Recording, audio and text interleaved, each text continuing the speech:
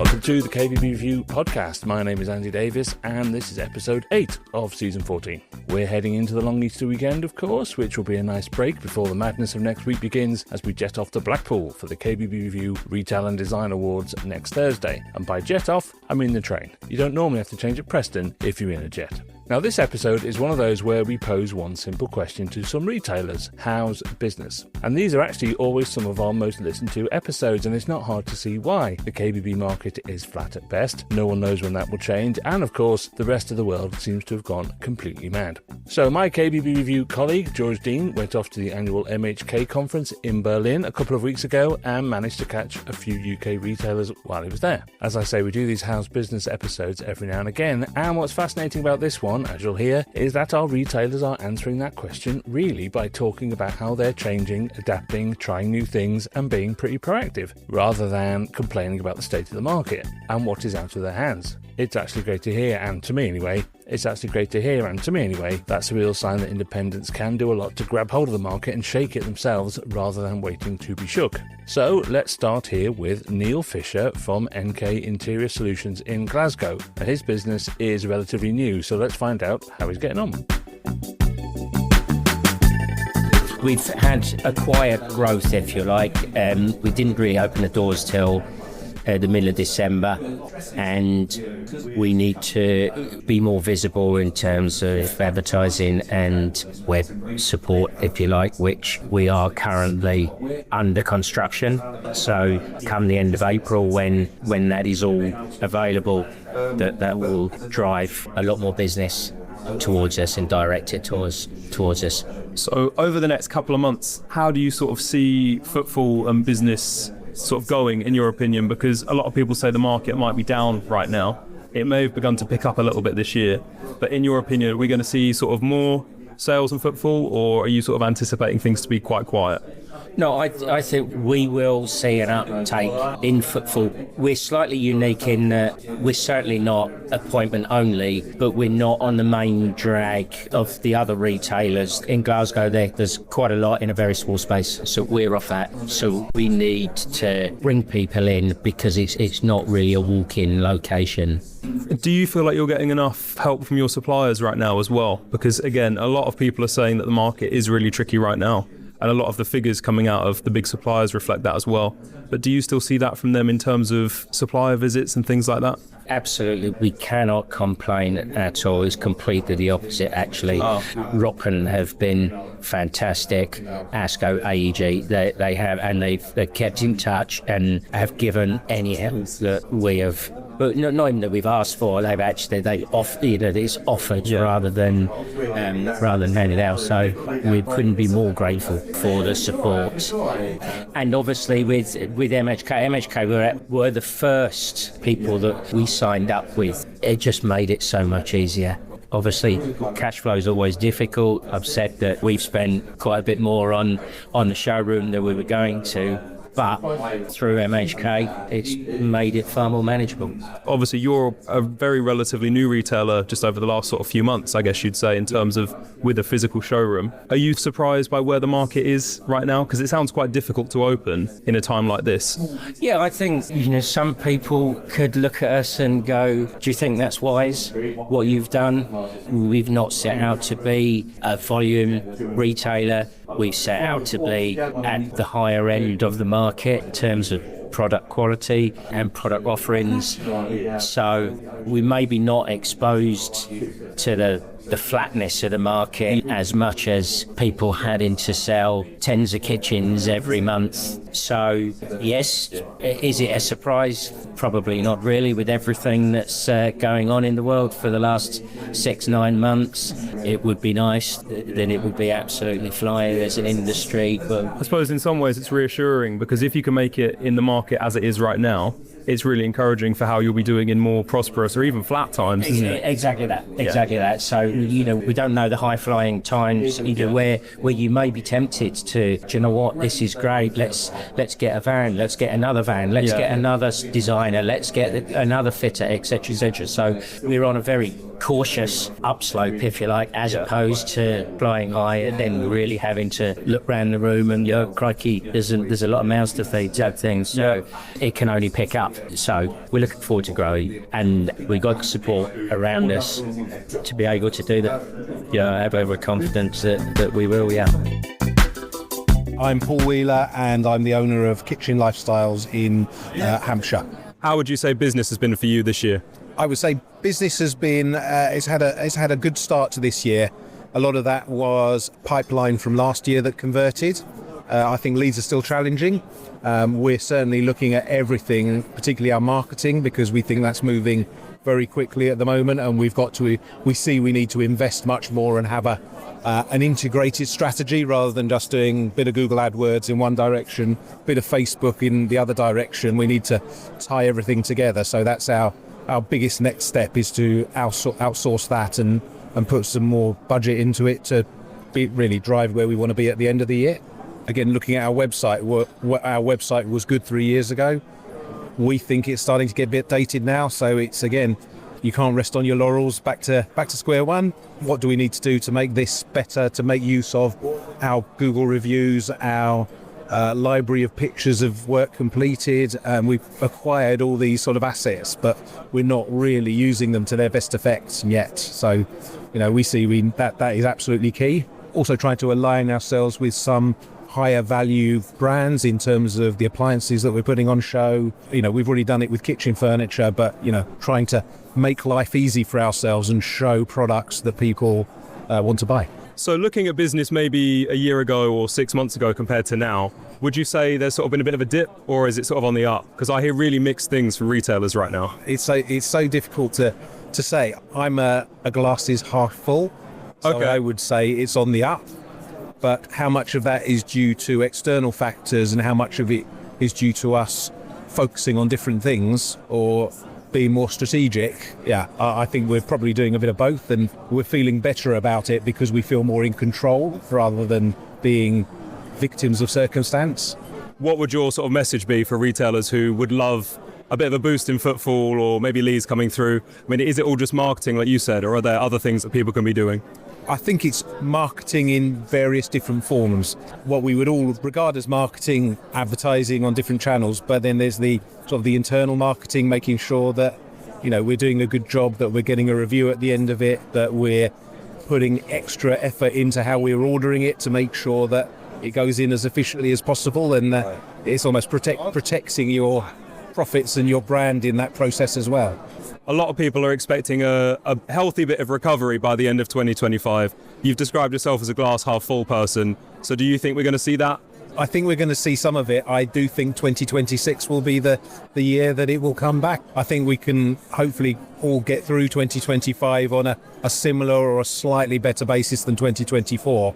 But I think we think some of the things that are going on in terms of taxation, indirect taxation almost, the changes to national insurance. Of course, we're going to wait for all of those to wash through and people to work out, can I still afford to do what I want to do? I think there's still the desire out there to do those things. And there's too many reasons to postpone those decisions at the moment, and they haven't washed through yet. My name is Joe Riddell, and the company is Eat, Soak, Sleep. So in broad terms, how has business been for you sort of at the start of this year? Yeah, really good.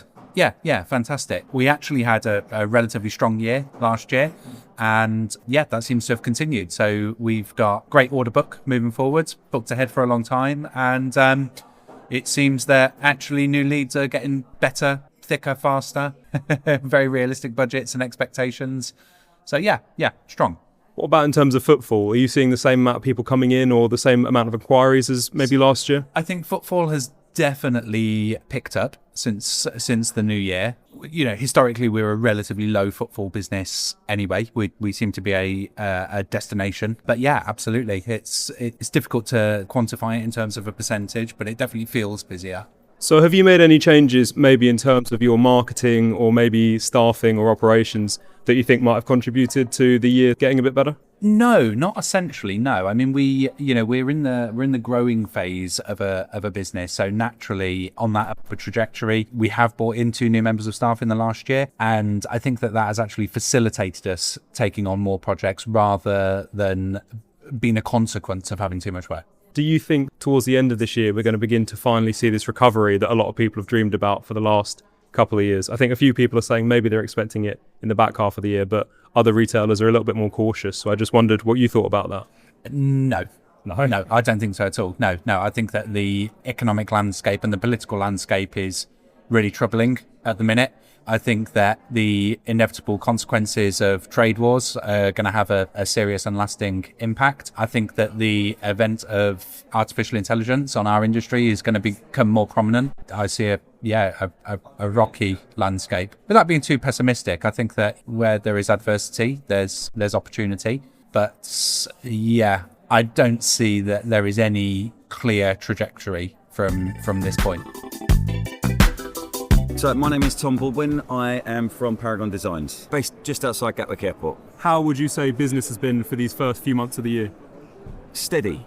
We're not rushed off our feet, but for us that works. We restructured the business at the start of the year, and it's given us an opportunity to just sort of look over everything again. We also implemented a new process this year where we're now charging to engage with clients. And that process we found particularly successful for us. When you say you found that particularly engaging for you, clients, are they taking a long time to make decisions still? I don't think for us it is. We had a couple in, I'm trying to think, early January, and it was the process was more led by how quickly we could get back to them. And as soon as we saw them, they were making decisions, they were ready to go. And another couple that I'm thinking of very much the same. They ummed and ahed a bit whether they wanted handles or whether they wanted knobs. But other than that, they were in a position where they were ready to go. But they are from a sector of the market, and we're having this conversation earlier on regarding offering finance and whether it's a good idea for a business. Now, we've been able to offer finance for, I'm thinking, over a year, but we've never used it. Because although we have it, and the idea was, after an internal meeting that we had, that we didn't want to lose sales for not having it, but we're not really dealing with the types of clients that are looking to borrow money in that way. Clients this year, it was inheritance money, so they're not going to borrow because they've already got it. Retirees, that they're insulated from whatever the economy's doing. And I think that's the key thing here, is that the people that we've been selling to this year would have bought whatever the kind of market is doing. We're not seeing so much inquiry-wise for the mid-level of the market, if you like. Yeah, so that has kind of dried up. But looking to those sales, and they're generally higher value sales as well. Someone's inherited some money, they want to do their kitchen, they want to do it nicely. And also it's almost, you've had a family member die, it was a bad thing, but spin it to a good thing and remember them when you look at your beautiful kitchen. That's been quite positive for us. So how would you say business compares at the start of 2025, looking back about 12 months, maybe to the start of 2024? It's really difficult to say right now, partly because I've taken over the kitchen department in our business. Last year I had somebody else operating on that side of the business. And so we've got me in a different role, doing it a different way. So it's kind of difficult to make that comparison. If we're talking about leads coming through, we had a really, really strong start to the year with leads, but not a lot of them were, when you phone them up, oh no, we're just at the moment we're just looking. The ones that said, yes, we want to make an appointment to come into the showroom, we sold to them. So the two of those that did come in, we converted. So that was good. That was one of the things I'm hearing, is that consumers are maybe, the ones that are interested are really interested, but the broad spectrum of consumers and clients absolutely are sort of dithering a little bit more. 100%, and they would probably be your people, like I was saying, that would look to finance it in one. Exactly, yeah. So that part of the market is stagnating. So going after the part of the market that isn't makes sense. If like we're in a position where we're pitching to do that, I don't think that's the case for everyone. I really don't.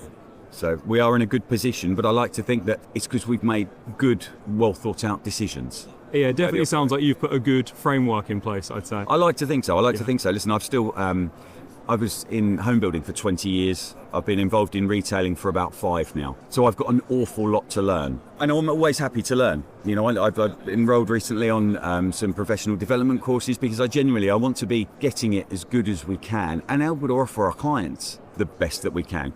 I've never wanted to pitch to be here. You know, I want to be pitching at a high level and looking after people.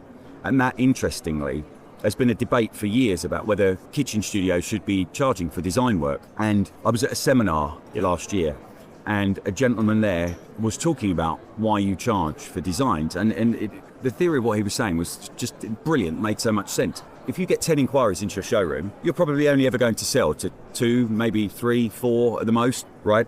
But if you offer to do a design for 10 people, you are diluting your service and the time that you can invest with the clients that are going to buy from you. So you need a way to kind of filter out the people who are just wasting your time. So you've only got serious people in the offering, Exactly. basically, yeah. Exactly. Now, by saying that, yes, I'm very happy to work with you, but two things. So one, we get folks to come into our studio first. We used to go out and see them first. We changed that. They now come in and see us first. We've always been appointment only because our studio is not on High Street. Oh, okay. So we're down a private road. So you have to, you wouldn't necessarily walk past, although there is some signage. Definitely appointment only. But whereas I say we used to go out, we'd do a survey, design a kitchen, invite you in for a presentation. And what generally happens, the people don't want to buy will then say, if you could just make those few alterations, and then I'll come back and see you. And of course, you make the alteration. So you've invested all that time. Never hear from them again. No. So if you now say, right, that they get all excited about it, they bring in pictures of their kitchens, rough dimensions, and a bit of a wish list. We've developed a rough formula so that we can get an idea of where they want to be budget-wise. Because there's a really important thing. You need to know if you're designing a 20,000 man kitchen or an 80,000 man kitchen, where you are in between. Because you cannot hope to manage expectations if you don't know what they are. So by saying to them, well, based on what you want and what we're aware of, it'll be X, you can then gauge their reaction. Now, the first time I did it, the client said to me, oh, blimey, it could probably be more than that. I'm like, well, here we go. So now you know that you can design in a few more sort of toys and tricks and gadgets and things like that for them. You talk to them about all that, they know roughly where they're going to be price-wise, and you know that there's often a little bit of wiggle room. If they say, I really want that, but I want to be about here, you can often push. There's a few things you can do. Exactly. Yeah. And so they're, okay, right, brilliant. What's the next stage? And they say, well, you give us a working deposit. We come out and do a detailed survey of your property, get you a design, invite you back in, open the bar for you, and present your kitchen. Again, because we're kind of slightly different, we literally have like a full bar. I think we've got like 16 different types of gin, 10 different types of rum, Prosecco, red wine, white wine, plus your traditional teas and coffees. And I suppose if someone tries out all of those, they'll commit to anything, won't they? Then they're definitely buying. But I say, I heard years ago that if you want somebody to trust you, you ask them for something. And certainly, my experience of saying to folks, we charge deposit, a working deposit to engage and do a design, they get it. They understand the perceived value. It's a commitment on both sides then, isn't it? Absolutely. So you've both got to stay. Absolutely. Yeah. I say it's been really positive. And although we've not, as I said, we've not been rushed off our feet this year, it's a manageable level. And I think my percentage conversion rate will be really, really high this year, because you don't get someone coming in and giving you a working deposit if they are not serious about buying. No, absolutely. That's sort of broadly consistent as well with what I've heard about fewer serious clients coming in, but when they're serious, they're deadly serious. Yeah, 100%. They want to get on with it. What do you think business is going to look like for the next sort of half of the year? Like, if we were to be sitting here in December 2025, and I would say, how's business been? How do you think it will have gone? The honest answer to that is I don't know. No. I'm optimistic. Okay, there's a lot of bad things going on in the world, and a lot of situations that are occurring at the moment that have the potential to get a lot worse. What, as in within the industry or no, just worldwide, global politics. Everything is a tinderbox, and if that conflict, the European conflict, if that escalates and expands to encompass more countries, then who knows? You know, I don't even pretend to know like how that works out. But at the moment, I mean, if you look at where we are today, this is really well attended. Yeah. I don't think this would be so well attended if there wasn't the positivity. The conversations that I'm having with people here are all positive conversations about thinking positively and moving forward. It kind of manifests itself. If you are doom and gloom and worrying about it all the time, it's like a self-fulfilling prophecy almost. Absolutely. And I mean, that's the very thing that brings recessions on. If we're all panicking that there's going to be one, so we best not spend any money, that's what happens. If we just go, look, okay, this is going on in the world, but let's crack on and get it done, then we're fine. And if we carry on with the same clientele that we've gained at the start of the year, again, they're kind of protected from borrowing and what have you. They've already got their money and they're set. So it's fine. But if that type of client dries up, then who knows? So I think everything's to play for, but those of us that put the work in and are agile to the situation will be all right.